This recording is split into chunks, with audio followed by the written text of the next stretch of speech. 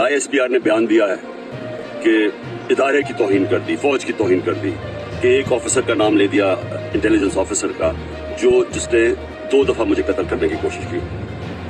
ISPR साहब, जरा मेरी गौर से बात सुनो। इज्जत सिर्फ एक इदारे की नहीं है, इज्जत कौम में हर शहरी की होनी चाहिए।